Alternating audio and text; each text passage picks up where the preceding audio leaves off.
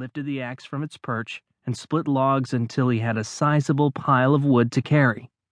He stacked it neatly, ignoring the splinters in his palms, wrapped it all in a backsling, and hoisted it onto his shoulders.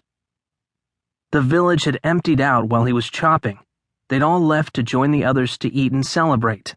The harvest, a fresh start, a bigger community, a newfound peace. Wells exhaled, his shoulders slumping, the straps of the sling cut through his shirt into his skin as he looked around at the vacant valley. This was good. He'd get to the camp a little late, but with plenty of wood for the stoves and the bonfire. He'd stay by the fire and keep it stoked. That would be his job tonight. A perfect excuse to avoid the feast, the speeches, the hundreds of familiar faces, all of them thinking about the people they wished were with them tonight.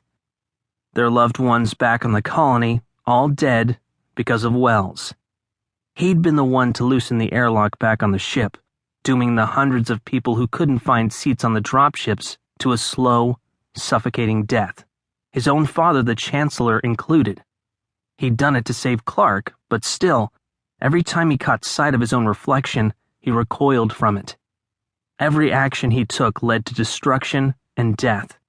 If the other colonists knew what he had done, they wouldn't just turn him away from today's harvest feast tables. They'd cast him out of their community entirely. And he would deserve it. He exhaled again, and felt himself wobbling, suddenly weak. He turned to steady the heavy load on his back, and saw that one of the cabins had its door ajar. It was Max's cabin, Sasha's home.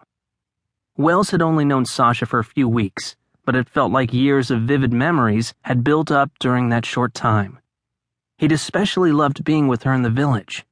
She hadn't just been the Earthborn leader's daughter. She'd been part of the community's life force. She was the one who'd first volunteered to gather intelligence on the 100, even though the mission put her life in danger. She was the first to lend a helping hand, offer a sympathetic shoulder, or voice an unpopular opinion on behalf of the less powerful. She was useful, she was valued, she was loved, and now she was gone. Wells dropped his sling, ignoring the clatter of the firewood, and stumbled like a sleepwalker to the doorway. He hadn't been inside the cabin for nearly a month, avoiding both memories and interactions with the grieving Earthborns for as long as possible. But now, there was no one around, and the cabin was drawing him in like a magnet.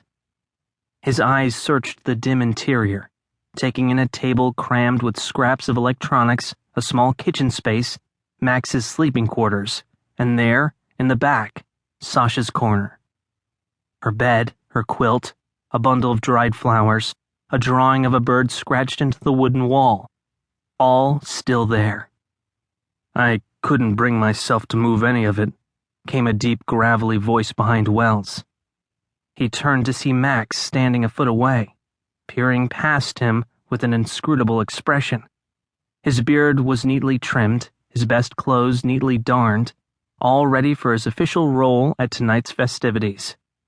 But right now, he didn't look like the leader of the Earthborns and a member of the new United Council.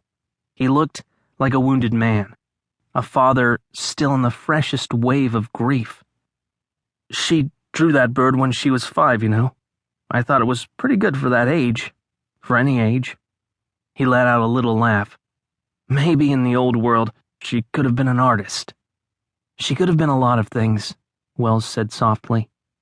Max nodded, then pressed a hand against the wall of the cabin for balance, as if something inside of him had just cracked. "I shouldn't be here," Wells thought, but before he could make an excuse to leave, Max straightened and walked into the cabin, motioning for Wells to follow. "I prepared a few words to start the feast, but, of course, I left them all the way back here," Max said, rifling through his makeshift desk for a little scrap of paper crammed with scribbled words.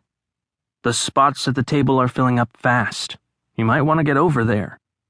"It doesn't matter. I'm not even sure I'm going." Wells stared at his boots but felt Max's eyes lingering on him. "You have as much reason to be at that table as anybody, Wells," the older man said. His voice was quiet but firm as stone. "These people, our people, are together because of you, alive because of you."